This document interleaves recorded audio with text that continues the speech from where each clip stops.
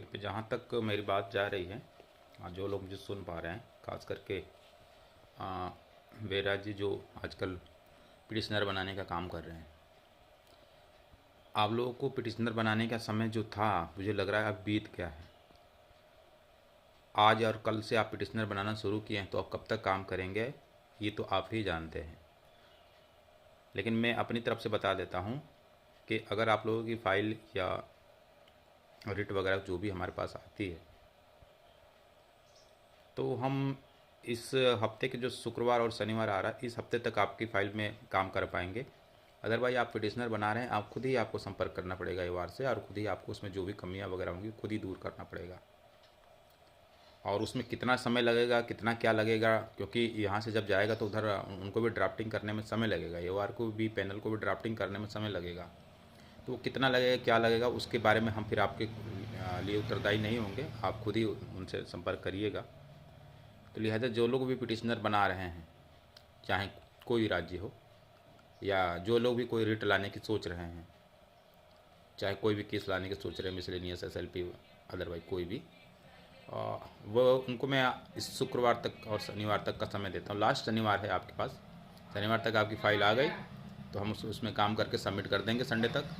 Otherwise आप खुद ही उसमें काम कीजिएगा।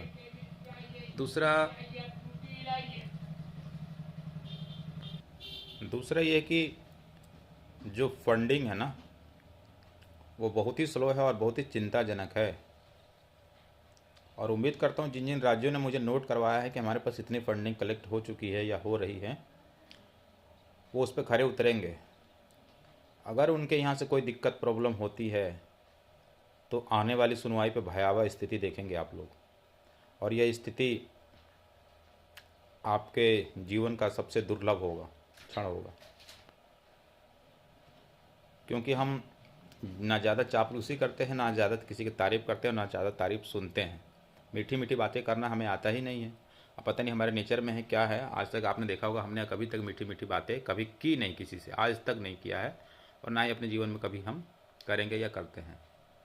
तो मैं बता दे रहा हूँ आपको आज फिर से, मैं उसी दिन से 27 तारीख से ही बार बार कह रहा हूँ कि फंडिंग इस समय हमारे पास क्लोज है, जो है बिल्कुल ही ना के बराबर है। 50-60 हज़ार रुपये में कोई केस नहीं लड़ा जाएगा। कहीं ऐसा ना हो कि अगली सुनवाई पर आप मीनाक्षी अरोड़ा को देखें कोर्ट में।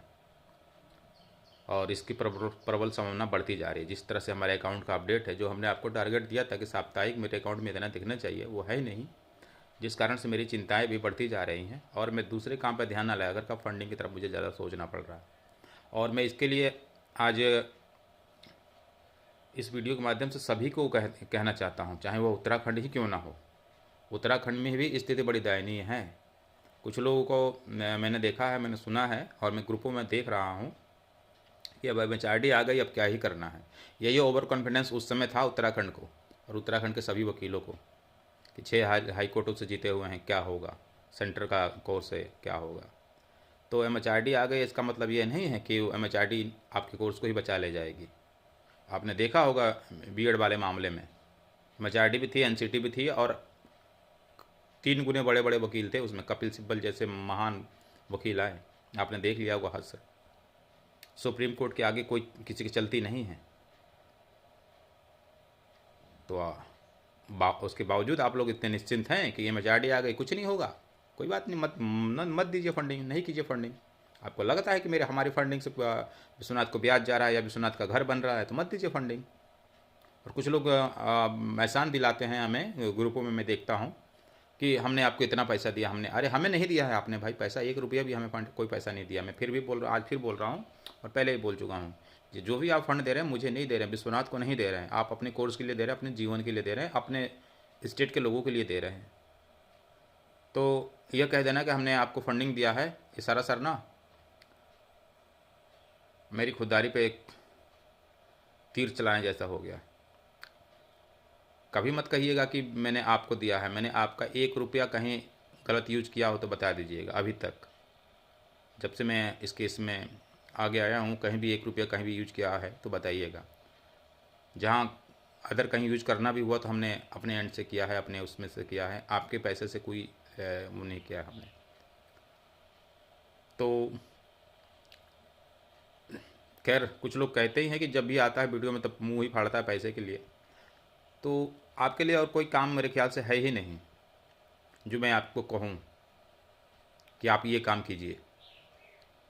आपके लिए सिर्फ और सिर्फ फंडिंग ही है जो आप कर सकते हैं, और जिसकी बदौलत हमें ताकत मिलती है, टीम को ताकत मिलती है, संगठन को ताकत मिलती है, और जिसके बदौलत हम आपके बातों को कोर्ट में रख पाते हैं।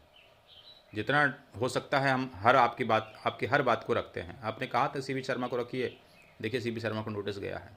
आपने कहा था उनके वीडियो रखिए, हमने देखिए वीडियो भी रख गए। जो जो आपने कहा आप देख लीजिए। हमने अगर कोर्ट में नहीं रखा और कोर्ट ने उसको कंसिडर नहीं किया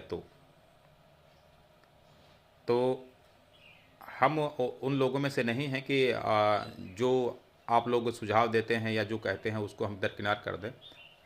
मौके पर हम आपको रिप्लाई नहीं देते अलग बात है, बट आपके बातों को गंभीरता से लिया जाता है और संगठन में भेजा जाता है, टीम में भेजा जाता है कि इसमें देखें कि क्या है, स्क्रूटनी की जाती है उसकी।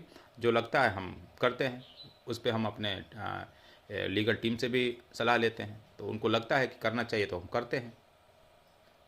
लेकिन फिर भी मैं लास्ट में यही कहूँगा, छोटा सा वीडियो रहेगा, लास्ट में यही कहूँगा, अगर फंड नहीं हुआ तो आने वाली 5 नवंबर को आप